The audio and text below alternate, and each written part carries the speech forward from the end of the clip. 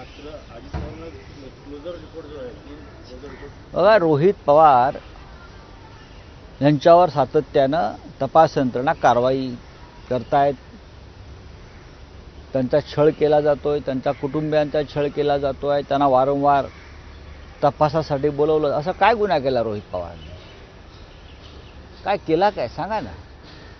उद्योग आहे, व्यवहार आहे, लहान सहान गोष्टी मागे पुढे झाल्या असतील, त्याच्यासाठी धडाधड धाडी टाकून त्यांच्या प्रॉपर्ट्या जप्त करणं, बदनाम करणं. लोकसभा निवडणुका तोंडावर आहेत. याचं कारण असं आहे की रोहित पवार यांनी एक भूमिका घेतलेली आहे की कोणत्याही परिस्थितीमध्ये महाराष्ट्रावर आक्रमण करणाऱ्या दिल्लीच्या मोगलशाहीपुढे सध्याच्या न झुकण्याची भूमिका त्याने घेतली आहे, जी आम्ही घेतली. महाराष्ट्राचे लचके तोडण्याचे, महाराष्ट्राचे उद्योग पळवण्याचे उद्योग सुरू आहेत. महाराष्ट्राच्या स्वाभिमानावरती हल्ला करण्याचे प्रयत्न सुरू आहेत. इतर सगळे लोक गप्प बसले असतील, मुख्यमंत्री असतील, उपमुख्यमंत्री अजित पवार असतील, फडणवीस असतील. पण उद्धव ठाकरेजी, माननीय शरद पवार, रोहित पवार, संजय राऊत असे अनेक लोक आज आहेत. आमच्यावर कारवाया झाल्या होतील, आम्ही तुमच्यासमोर घुटणे टेकणार नाही, गुडघे टेकणार नाही. रोहित पवारांनी हे स्पष्ट केलं आहे. जर त्यांच्यावर कारवाई थांबवायची असेल तर रोहित पवारांनी भाजपात जायला पाहिजे. काय करायला पाहिजे सांगावं त्या फडणवीसांनी की रोहित पवार भाजपात त्या कारवाई थांबवतो. रोहित पवार जाणार नाहीत, कुठेच जाणार नाहीत. ते आपल्या आजोबांबरोबर ठामपणे उभे आहेत, जसे आम्ही आहोत. करा कारवाया तुम्ही, किती खोट्या कारवाया करणार. हा महाराष्ट्र हा स्वाभिमानी महाराष्ट्र आहे.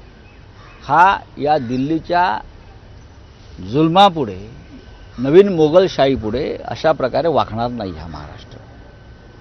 कारवाई करत राहा, आम्ही लढत राहू. आणि एक वेळ अशी येईल या महाराष्ट्रात तुम्हाला आमच्या पुढे गुडघे टेकावे लागतील.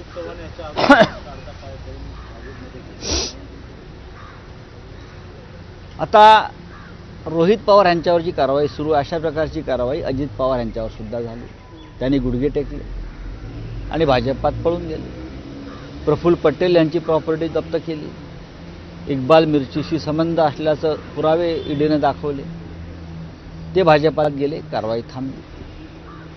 हसन मुश्रीफ काय झालं?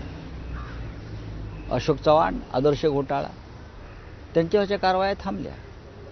पण आमच्यासारखे लोक, अनिल देशमुख असतील, मी असेन, रोहित पवार असतील, अन्य काही लोक आहेत आमचे सहकारी, ते आपल्या पुढे नतमस्तक व्हायला, आपल्या पायाशी बसायला तयार नाहीत. कारण आम्ही स्वाभिमानी मराठी माणसं आहोत. मग आमच्यावर कारवाया करायच्या, आमची घरंदारं जप्त करायची.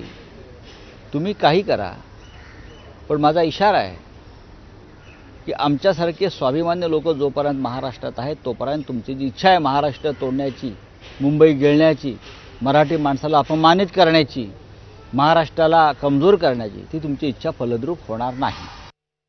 ठाकरे गटाचे नेते आमदार भास्कर जाधव आहेत, ते पक्षापुढे नाराज दिसत आहेत. उद्या चिपळूणमध्ये कार्यकर्त्यांचा मेळावा आपली